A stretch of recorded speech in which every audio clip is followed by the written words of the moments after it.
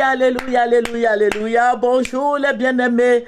Soyez bénis dans le nom puissant de notre Seigneur Jésus-Christ. Servante, moyen. Il faut aimer, il faut partager et il faut s'abonner. Alléluia, que le Seigneur te bénisse. Nous allons présenter seulement au Seigneur. Père Tout-Puissant, Dieu de gloire, Dieu merveilleux, tu es le Dieu suprême, le roi des rois, le rocher des âges, le Dieu Tout-Puissant. Seigneur, je vais te dire merci pour ta présence. Merci, roi des rois. Béni sois-tu au nom de Jésus.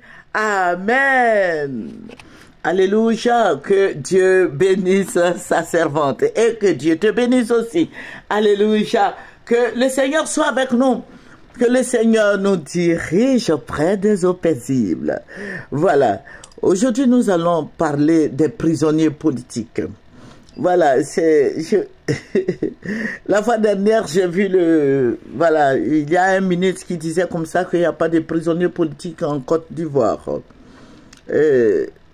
Ça m'a fait réfléchir un peu. J'ai dit, mais quand le président Gbagbo était allé rencontrer le président Alassane Ouattara, voilà, ils ont parlé des prisonniers, de libérer les prisonniers politiques. Et le président Ouattara a donné son accord. Il a dit qu'il allait le faire. Mais d'un coup, on me dit qu'il n'y a plus de prisonniers politiques. Donc, je ne sais pas si Doboblé, les CKCK, tous ceux-là sont sortis de la prison. Je ne sais pas. Hein. Mais je veux dire que ne jouez pas avec l'esprit des gens. Voilà, parce que j'ai l'impression qu'on joue avec l'esprit des Ivoiriens.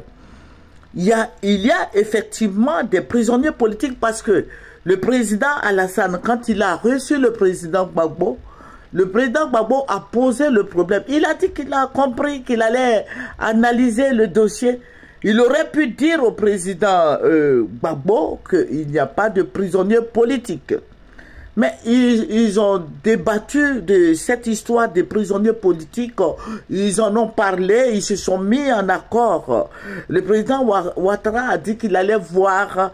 Et le président Gbagbo lui a dit, bon, comme c'est lui qui est le président, qu'il fasse des efforts. Et lui-même, le président Alassane, a dit qu'il allait faire des efforts en libérant les prisonniers politiques. C'est ainsi que je crois que c'est à partir de là qu'ils ont libéré la dame là, Madame Balé. Voilà, elle a été libérée. Et puis il y en a d'autres. Mais il y a des militaires qui sont encore en prison. Voilà, bon, comme ils ont dit la fois dernière, le ministre Soumaro, je crois qu'il s'appelle Soumaro ou quoi là, a dit que, voilà, il n'y a pas de prisonniers politiques. Je dis, il y a prisonniers politiques, il faut libérer les Doboblé, il faut libérer les Ivoiriens. Vous voyez? Ou bien le président Alassane a peur de libérer les prisonniers politiques parce que j'ai prié, le Seigneur m'a dit qu'il a peur. Voilà, parce qu'il se dit quoi? Il se dit, mais si je libère Doboblé et CKCK et les autres militaires, hein, ils vont prendre le pays, il aura un coup d'état, d'autant plus que, voilà, c'est lui qui est au pouvoir, donc il les maintient en prison là-bas, mais jusqu'à quand? J'ai dit au président Ouattara de faire des efforts, de libérer tout cela. Vous voyez, depuis 2010, nous sommes aujourd'hui en 2022, ça fait 11 ans, 12 ans qu'ils sont en prison. Ils sont en prison. Nous sommes tous des frères. Voilà, je vais dire au président Alassane que la Côte d'Ivoire, là, nous sommes tous des frères. Et puis, le pouvoir, là, c'est un cycle. C'est un cycle. Je veux que le président Ouattara comprenne que le pouvoir, là, c'est un cycle. Demain, tu ne seras pas là. Demain, il y a quelqu'un d'autre qui sera là. Voilà. Donc, comme c'est un cycle, le cycle là de maintenant là, vous voyez, le cycle du président Alassane là, quand je prie, le cycle là n'est pas long. Ça veut dire que très bientôt, il va partir du pouvoir. Quand on prie, on prolonge un peu la prière, on voit que le cycle, le temps qui lui est imparti est peu, ce n'est plus long. Voilà. Ce n'est plus long. Donc, il doit quitter le pouvoir très bientôt.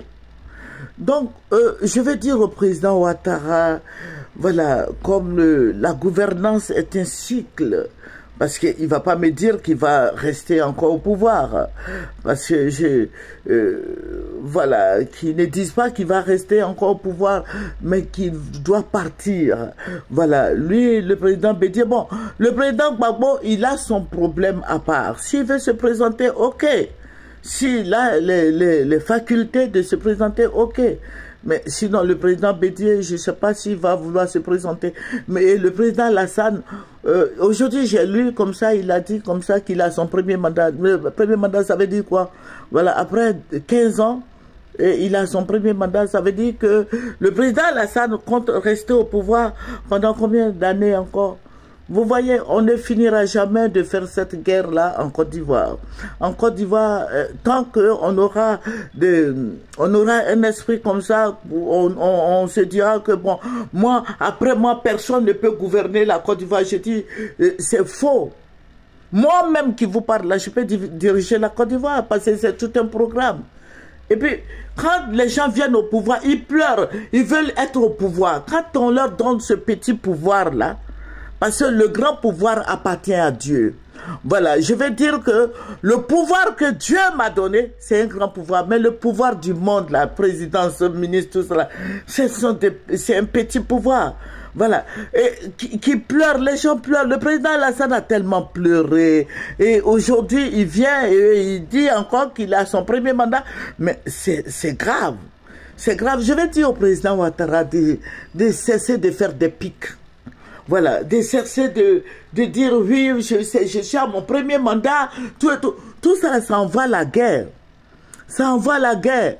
Et si vous ne faites pas attention, parce que vous dites que le président Ouattara dit qu'il a confiance à son armée. Mais, président Ouattara, même si vous prenez tous les étrangers du monde entier pour vous entourer, vous prenez tous les étrangers du monde entier pour être dans l'armée, pour garder le pays. Vous prenez tous les Européens, les Français, voilà, les Européens pour garder la Côte d'Ivoire. Mais le jour appartient à Dieu. Vous voyez, ce jour-là, personne ne connaît ce jour-là, mais Dieu seul a le secret de ce jour. Dieu seul, j'ai dit Dieu seul a le secret de ce jour. Parce qu'un jour, vous allez partir du pouvoir. Que vous fassiez 20 ans, 30 ans, 40 ans. Mais un jour, ce qui est sûr, un jour, vous allez quitter le pouvoir. Donc, pensez aux autres. Pensez aux autres. C'est vrai. Vous êtes venus, voilà, on voit vraiment. Vous aviez construit la Côte d'Ivoire. On voit beaucoup de bonnes choses en Côte d'Ivoire aujourd'hui. On voit les routes, les échangeurs, des ponts, tout et tout. Mais tout ça là va rester. Il y a quelqu'un d'autre encore qui va venir travailler. Le président Gbagbo est venu, la Côte d'Ivoire, il y a eu la guerre de 2002 là. Voilà, les Soro Guillaume ont divisé la Côte d'Ivoire en deux. Donc, disons que le président Gbagbo n'a pas pu travailler comme il se devait. Voilà. Et vous êtes venu au pouvoir, c'est vrai, vous aviez travaillé, donc sachez sortir. Voilà, et je ne voudrais pas qu'il y ait encore la guerre. Nous prions pour la Côte d'Ivoire. Nous prions pour notre pays. Préparez quelqu'un qui va, ou bien prenez comment il s'appelle là, le petit-fils du président Houphouët-Boigny, là, j'ai oublié son nom. Kader Thiam, Tidiane, excusez-moi, Tidiane Thiam. Préparez-le, mettez-le là. Voilà. L'Ivoirien n'est pas compliqué. Nous voulons la paix. Nous voulons aller au marché, nous les mamans. Nous voulons aller au marché, nous voulons piler notre foutou, nous voulons faire notre kabato, manger avec le copain. Et puis le wawasso. Voilà. Mais ne mettez pas des querelles, la haine dans le cœur des Ivoiriens. Je suis à mon premier mandat. C'est mesquin. Que le président Lassane m'en excuse, hein, mais c'est mesquin de dire que je suis à mon premier mandat. Donc, le président, vous vous plaisez quand on dit que le président est ceci, cela, les gens vous qualifient de... Voilà, je ne vais pas prononcer ça, les gens vous qualifient de ceci, cela. Non, ne dites pas ça.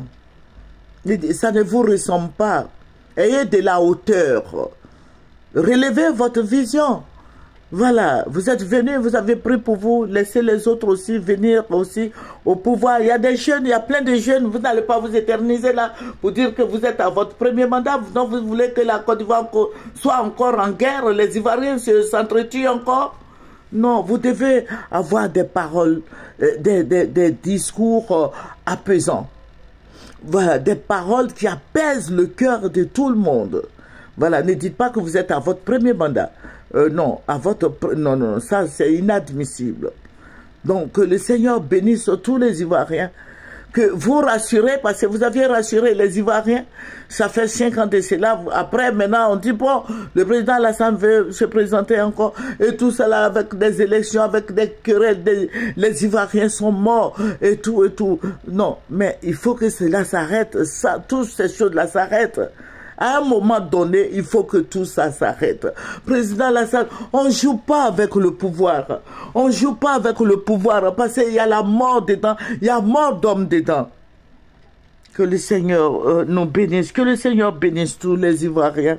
Que je vais dire à tout le monde d'être patient. Je vais dire aux Ivoiriens d'être patient.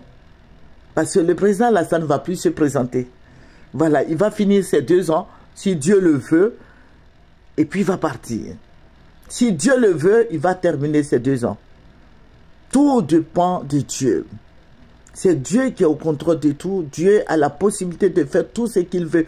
Personne ne peut aller contre la volonté de Dieu. Seul Dieu peut parler. Voilà. Que ta voix porte devant Dieu. Que tous ceux qui prient pour la Côte d'Ivoire, qu'ils soient bénis. Voilà, que tout soit béni, tous ceux qui fléchissent les genoux pour notre pays soient bénis. Et que Dieu bénisse la Côte d'Ivoire et que le drapeau ivoirien flotte dans tous les cœurs. Au nom de Jésus. Amen. C'est votre servante Moyer.